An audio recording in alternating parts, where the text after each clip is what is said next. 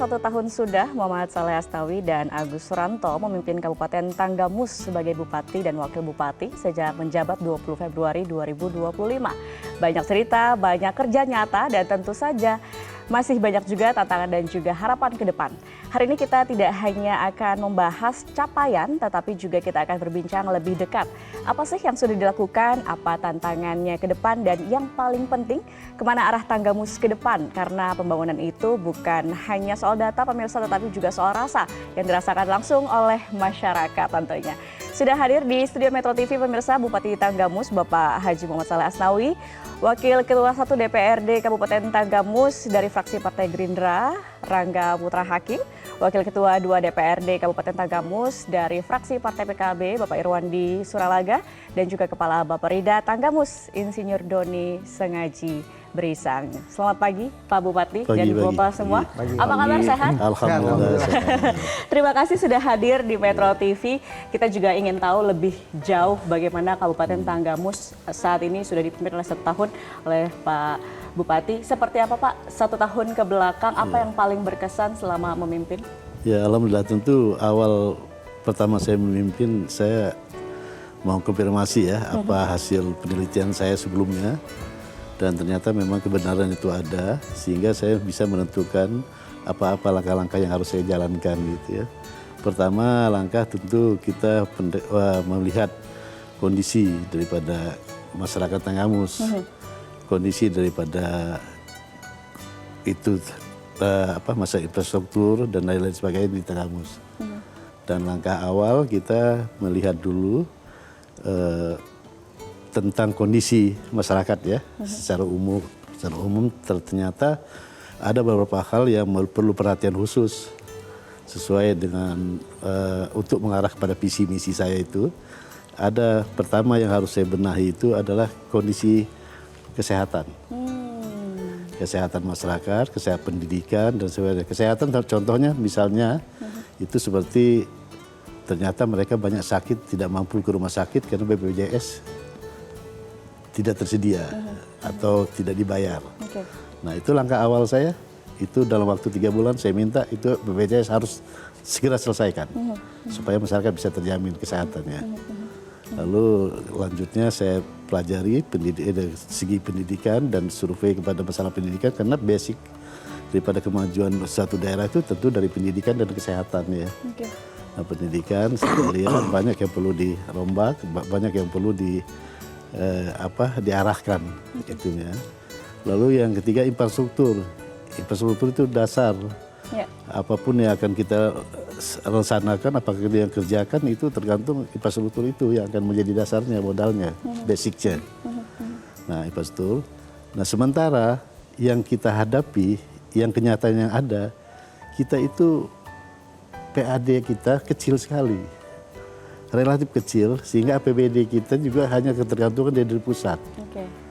Nah, infrastruktur bagaimana mungkin kita akan mengarahkan pada infrastruktur yang memang betul-betul seperti yang kita harapkan kalau kita hanya mengandalkan dari APBD kita.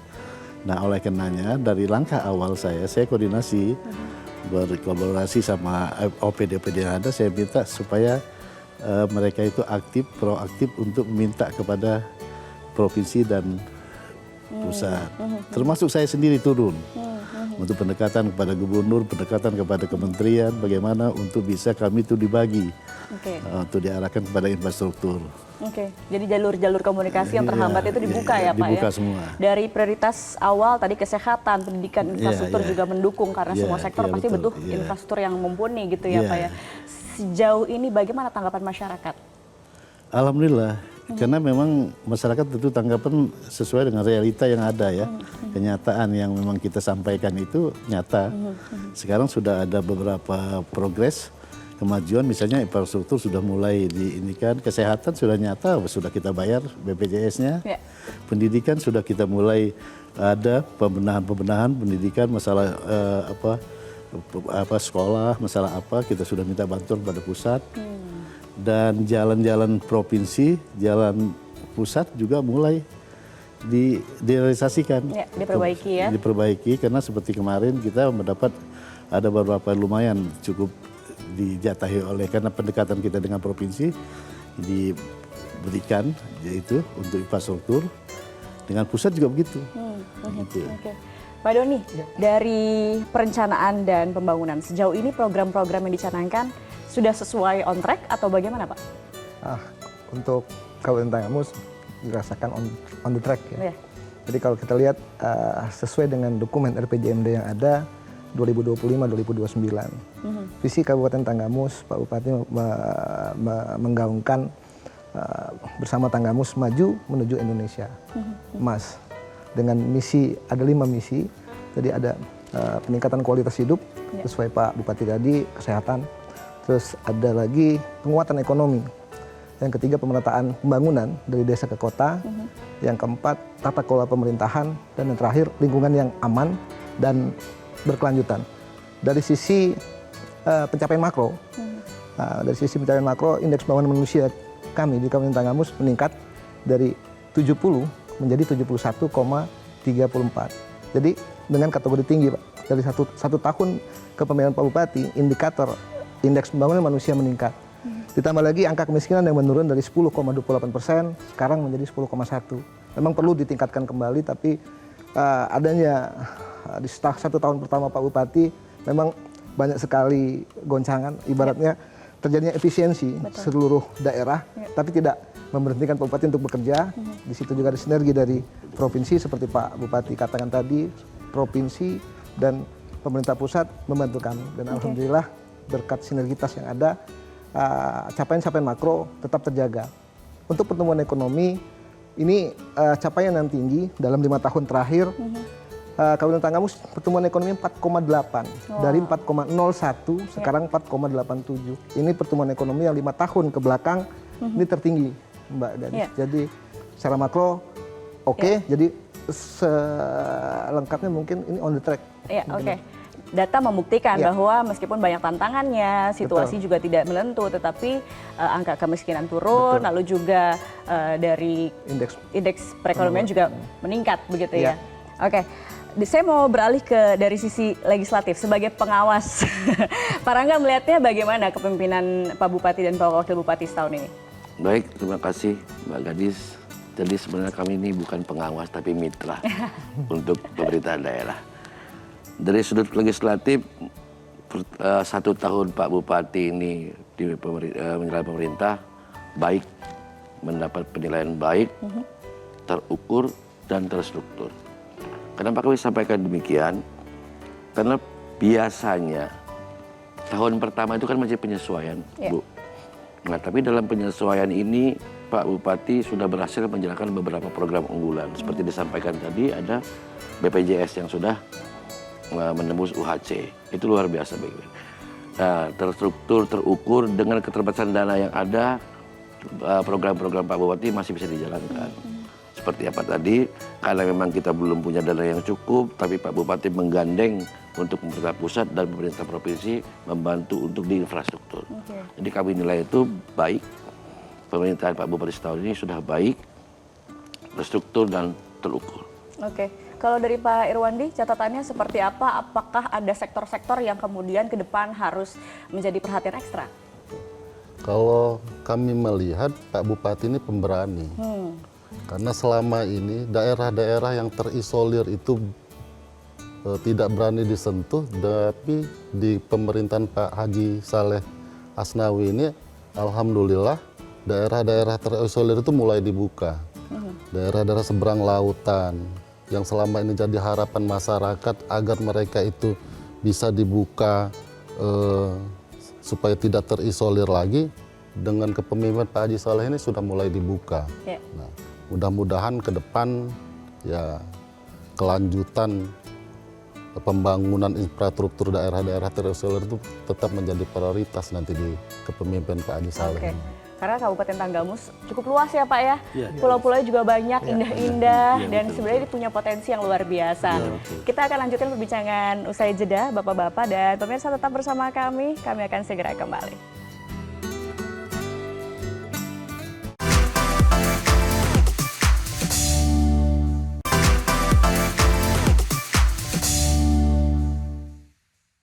Didukung oleh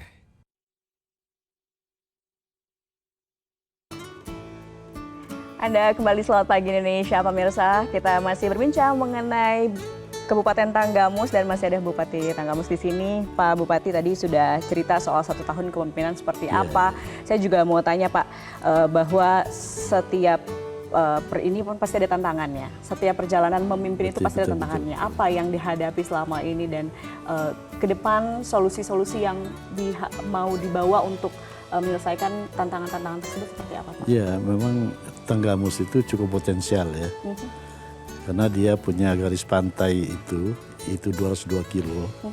Itu potensi destinasi wisata itu besar sekali. Ya. Lalu laut, karena kita berada di Teluk Semaka, itu laut kita cukup bagus. Kedalamnya cukup, ikannya cukup baik, kualitas ikannya cukup baik, dan memang masuk nominasi untuk buat pelabuhan besar di situ. Sudah direncanakan dari Johari.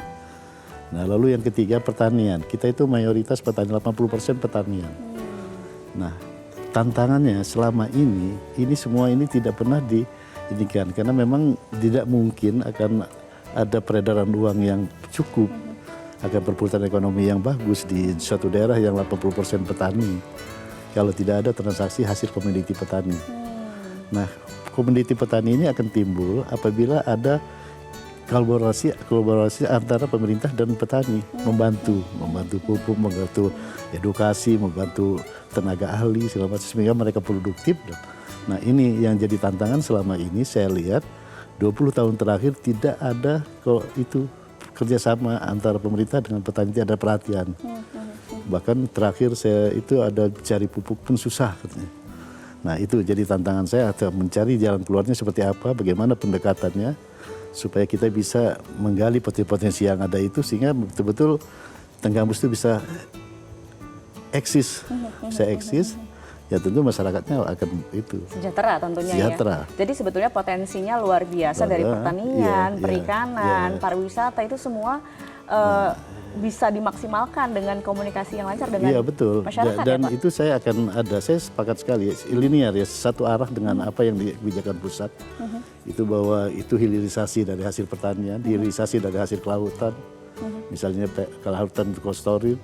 Nah, hilirisasi hasil pertanian kita buat sebagian rupa. Itu insya Allah itu akan membawa nilai tambah untuk masyarakat dan masyarakat akan happy di situ nanti. Iya, kita harapkan demikian. Para kalau kita lihat dari gaya kepemimpinan Pak Saleh paling utama adalah komunikasi dan kolaborasi. Bagaimana Pak tanggapannya? Iya, itu betul banget Bu. Jadi kami bicaranya kepada legislatif ya. Pak Bupati ini didukung 80% dari legislatif yang ada di Tanggamus. Nah, jadi komunikasi antara kami dan Pak Bupati itu sangat baik. Contohnya apabila ada hal-hal yang memang menjadi keluhan masyarakat disampaikan melalui anggota dewan yang ada, itu kami nggak susah untuk komunikasi dengan Bupati.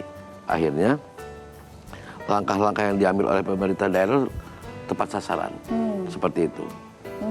Kalau Pak Irwandi melihatnya bagaimana Pak sejauh ini? Apakah ada biasanya ada perbedaan pandangan kah atau ada masukan-masukan yang suka macet tapi ternyata enggak ya Pak ya?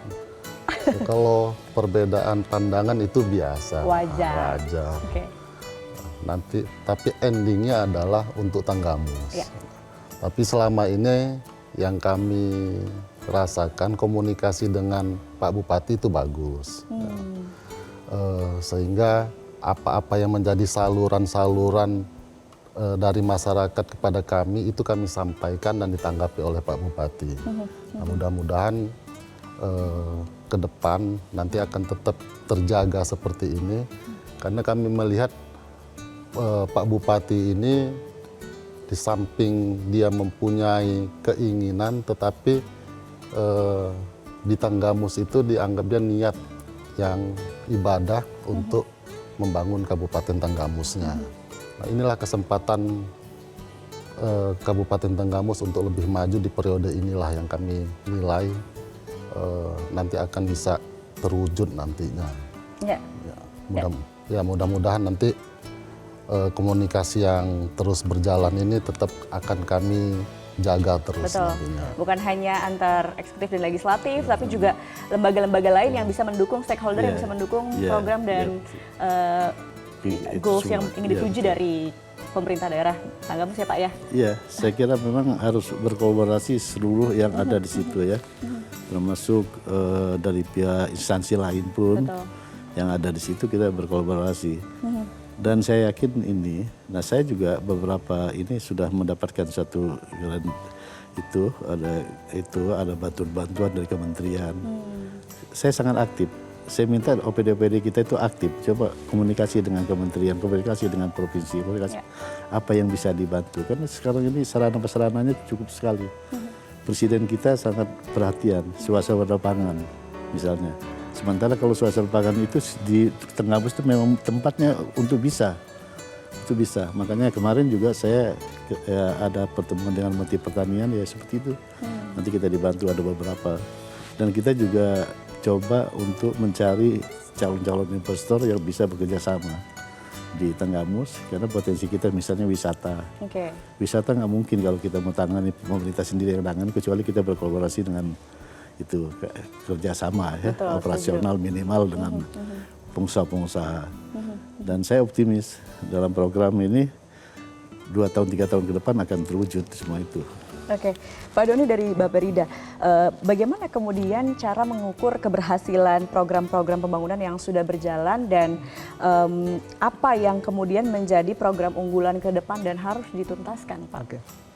Jadi cara mengukurnya realisasi capaian kinerja masing-masing OPD itu sudah ada. Jadi realisasi itu kita nilai perbandingan antara realisasi dan ada ketetapan target kinerja yang harus dicapai masing-masing OPD.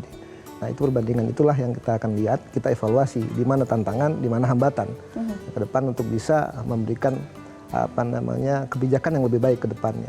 Untuk prioritas program ke depan sesuai dengan Bupati katakan tadi, Pak Bupati berbicara tentang hilirisasi dan hilirisasi tentang komoditas unggulannya di Tanggamus.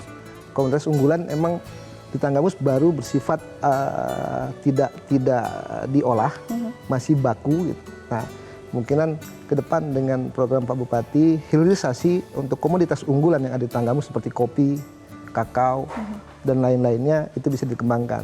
Yang kedua, adanya destinasi wisata. Pak Bupati selalu concern terhadap destinasi wisata. Dan alhamdulillah tahun kemarin dan tahun ini selaras dengan program Provinsi Lampung untuk membangun infrastruktur yang menuju ke destinasi wisata itu dibangun berkat sinergitas dari Pak Bupati, Provinsi, Pak Gubernur, dan pemerintah pusat. Selanjutnya juga tidak lupa juga Pak Bupati selalu menekankan tentang investasi yang mudah. Ya. Jadi tanpa adanya investasi mudah, perizinan-perizinan yang mudah itu akan sulit terbentuk kawasan-kawasan yang sifatnya kawasan industri. Nanti mungkin ke depan Pak Bupati juga menekankan tentang pelayanan kesehatan. Ini sudah ada di Kabupaten Tanggamus wujudnya penambahan rumah sakit sebagai bentuk tindakan Pak Bupati dari sisi pelayanan kesehatan. Jadi ada rumah sakit baru. Wow. Karena Kabupaten Tanggamus 20 kecamatan yang terpisah dengan Teluk. Nah, itu yang terlalu luas cakupannya.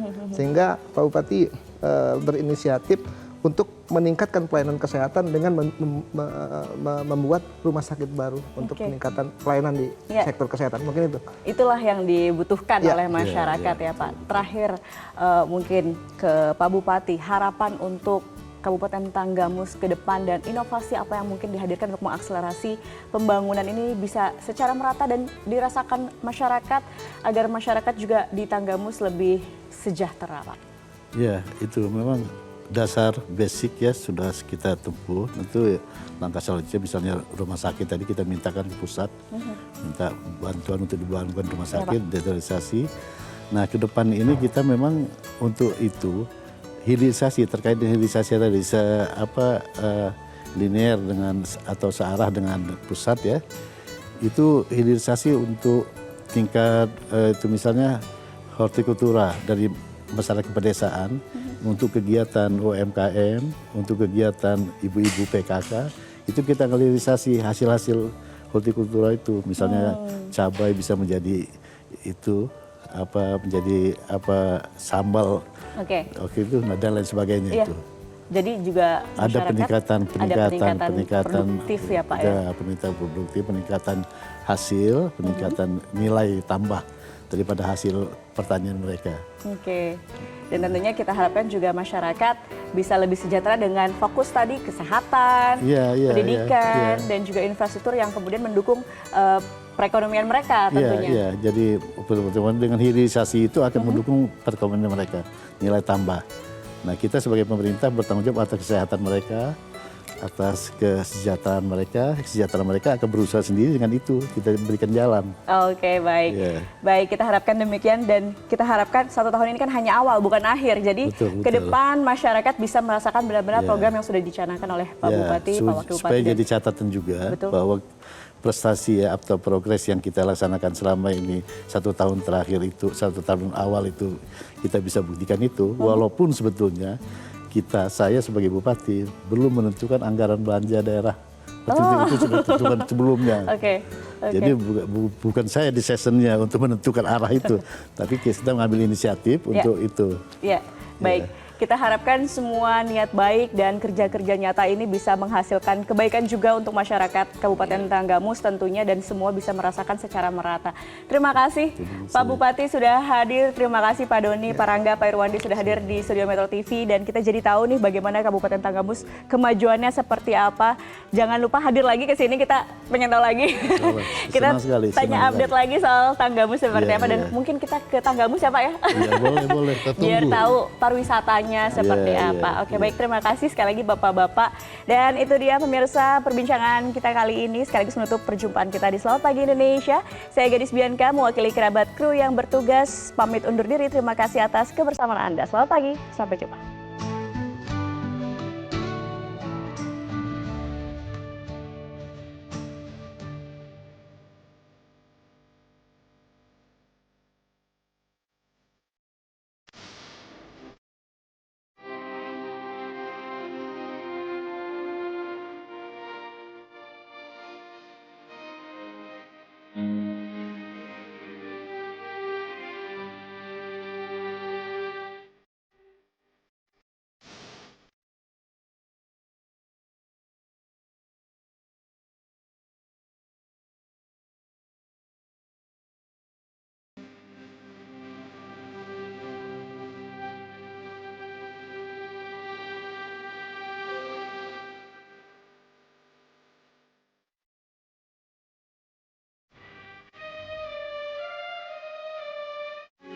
Metro TV.